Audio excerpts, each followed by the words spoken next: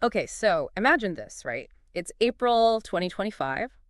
You're maybe, I don't know, enjoying some nice spring weather, and you decide to join us for a deep dive into something, well, kind of revealing. We're going to take a close look at the money trail in Indian politics, specifically how the cash flowed into those national political parties during the 2023-24 financial year. And let me tell you, the numbers tell a pretty fascinating story. Yeah, it's like we're getting a financial x-ray of the whole political scene. Yeah. And the timing is especially interesting with the 2024 Lok Sabha elections right around the corner. Exactly. And where are we getting all this juicy info from the Association for Democratic Reforms, ADR for short? They're like the financial detectives of the political world. They go through all those official reports that parties have to give to the Election Commission. So we're talking hard data here, straight from the source. And what we want to do today is unpack these numbers, see what trends pop up, and understand what they tell us about, well, who really holds the purse strings in Indian politics. We'll be looking at the biggest donors, how this year compares to the past, and we'll even touch upon those electoral bonds that got scrapped. Get ready for some eye-opening stuff. It's not just about who's got the most money, right? It's about what that money means. How does it translate into influence, access, the ability to shape public opinion through campaigns and all that? Right, right. So first things first, the grand total. In 2023-24, all those national parties in India declared a combined, wait for it, Rs 2,544.28 crore in donations. That's a pretty hefty sum, wouldn't you say? And it came from over 12,547 individual contributions. So there's clearly a lot of people, a lot of groups putting their money where their political beliefs are. Yeah, no doubt that's a significant amount and a huge number of contributions. Shows a lot of engagement with the political process, financially speaking. But to really grasp the scale of it, got to compare, right? And that's where things get really juicy. Compared to the previous financial year, 2022-23, we're talking about a 199% increase. Basically, donations doubled. It seems like they really kicked their fundraising into high gear. Yep. What do you make of such a huge jump? I mean, any thoughts on what might have driven such a fundraising frenzy in 2023-24? Could it be the upcoming elections? Maybe even folks trying to get their donations in before any rule changes? Well, when donations practically double year on year, you got to figure there was a pretty intense organized push to raise funds across the board. The 2024 general elections looming on the horizon, that's a huge motivator for parties to fill their coffers. Got to pay for those campaigns, rallies, all that jazz. And yeah, the whole electoral bond situation, the changes coming down the pipeline, that probably played a role too. Some donors might have wanted to contribute before the rules changed. Makes sense. Makes sense. All right, let's talk about the big players in this money game. First up, the Bharatiya Janata Party, the BJP. They're sitting pretty at the top, raking in a whopping Rs 2,243 crore. And that wasn't from a few mega donations either. We're talking 8,358 separate contributions. That's a seriously impressive fundraising network. Yeah, the sheer amount, combined with that many donations, it's quite a feat for the BJP. Shows they've got a lot of support financially from a wide range of sources, even if the individual amounts vary quite a bit. And their growth. Man, they went from our 719.858 crore in 2022-23 to, well, that huge figure we just mentioned. That's a 211.72% increase. They shifted into overdrive for sure. This 211% jump for the BJP, it really makes you wonder, does the data tell us anything about where this extra money is coming from? Any particularly successful fundraising drives? Over 200% growth for the ruling party. That's going to be a mix of things, right? Yep. Maybe donors feeling confident about their future. Maybe their fundraising game is just that good, probably a bit of both. Incumbent parties, they usually have an easier time attracting donations. They're in the spotlight. People think they can influence policy, all that. Plus, they've probably got well-established ways of getting those contributions flowing. Now, let's not forget the Indian National Congress. They saw a pretty significant boost in donations, too, and that's an important part of this whole picture. In 2023-24, they pulled in Rs 281.48 crore from 1,994 donations. Now, yeah, that's still a far cry from what the BJP got, but their growth rate, even higher. They saw a 252.18% increase from their 2022-23 figure of Rs 79.924 crore. So they might be lagging behind in total cash, but they definitely stepped up their fundraising efforts. Absolutely. Even though the numbers are different, the fact that the Congress had an even bigger percentage increase shows they were really hustling for funds. Maybe they revamped their fundraising. Maybe more folks were feeling generous towards the opposition. Could be new strategies they tried. It's a sign they were serious about stepping up their financial game. All right, let's dig into the nitty-gritty. Where's all this money coming from? This is where it gets interesting. A massive 88.92% of all donations to national parties, that's Rs 2,262.55 crore, came from just 3,755 corporate and business entities. Compare that to the 8,493 individual donors who contributed Rs 217.872 crore, making up only 10.64% of the total. That's a pretty stark contrast. Corporate funding is clearly the big kahuna in Indian politics. We're talking everyone from massive corporations to smaller businesses all chipping in.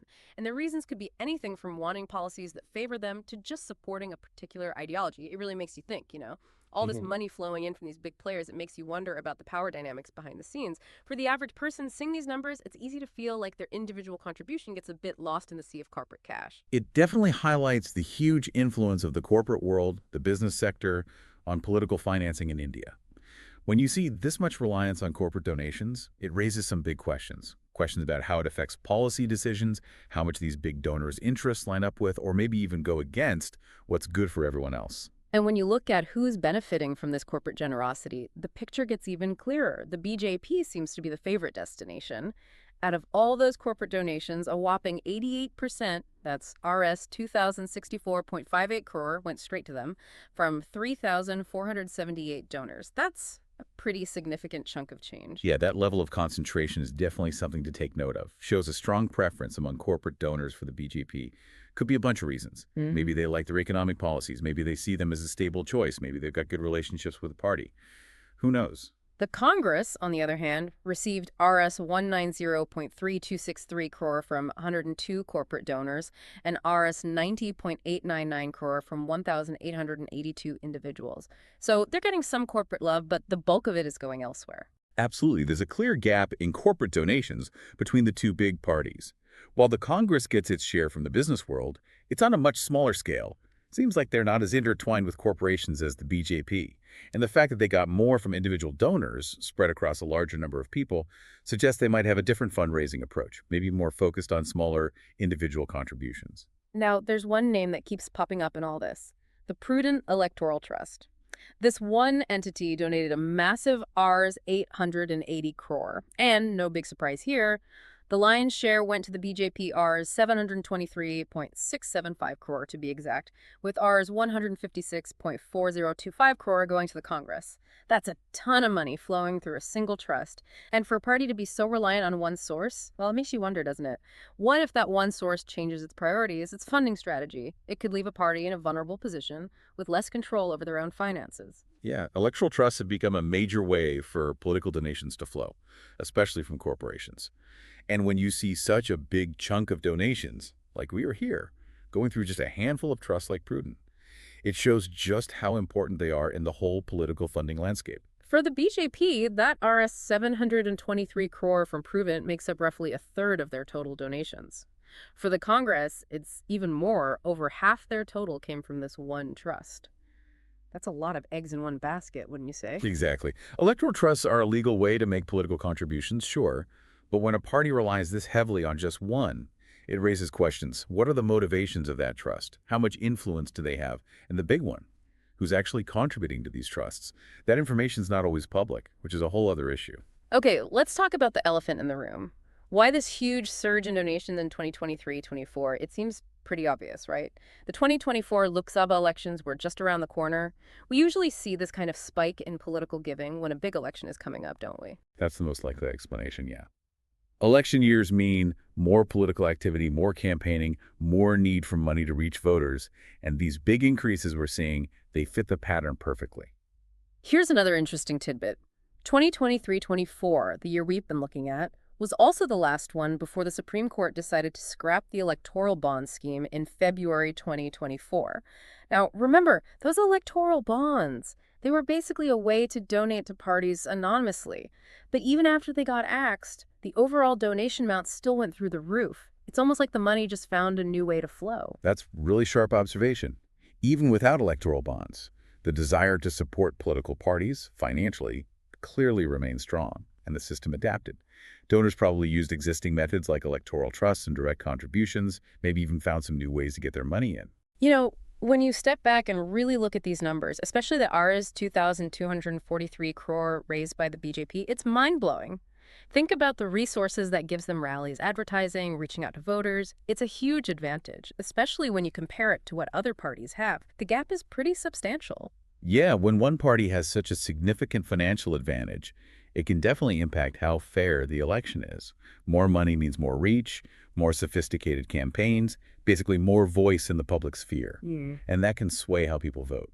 And then there's the fact that corporate donations are such a big piece of the pie and that the BJP is getting the lion's share. It's hard not to wonder about quid pro quo situations, How much influence do these big businesses have over political parties and their decisions? It's a valid concern, absolutely. This close relationship between corporations and political parties, it naturally raises questions about conflicts of interest. Are policies being influenced directly or indirectly by these big donations? That's why transparency and accountability in how parties are funded are so crucial. It's about protecting the integrity of our democracy. I don't know about you, but as someone just trying to make sense of all this, seeing how much corporate money is concentrated with one party really makes you think. How much are these powerful businesses shaping the whole political scene? What we see, what we hear, the information that gets out there, maybe even the choices we make at the ballot box. Is it all being influenced by this flow of money? Exactly. This isn't just about abstract financial stuff. It has real-world consequences. It affects what information people get, what kind of campaigns they see, ultimately, the kind of choices they have in our democracy. Understanding how this money moves is crucial for anyone who wants to participate in the political process in a meaningful way. So, as we wrap up this deep dive into the 2023-24 political funding scene, there are a few takeaways that really stand out. The sheer volume of donations, the fact that corporate contributions are king, and the BJP's massive lead in fundraising, it all paints a pretty clear picture of how money shapes Indian politics, especially in the lead up to a big election. Definitely. The data shows a big jump in donations overall and a clear trend of corporate money flowing towards the ruling party. It's all part of the bigger picture of how elections are contested. And the fact that both big parties saw such big increases in their donations, that just shows how intense things were getting, how much everyone was putting into this. Plus, even though electoral bonds went away, the money kept flowing. It just found new channels. That's a key point. Even without one major avenue, people were still finding ways to support their parties financially. It shows a persistent, deep-rooted interest in influencing the political landscape through money. This whole exploration, it leaves us, and hopefully you listening out there in April 2025, with a big question to ponder. How does all this concentrated financial power in the hands of certain political groups, how does it affect our democracy? How does it affect the voices of all the different people in our society? It's a complicated issue, goes way beyond the numbers. Maybe this has piqued your interest. Maybe you'll want to dig deeper into those electoral trusts or look at the history of political funding in India. It's a rabbit hole worth exploring.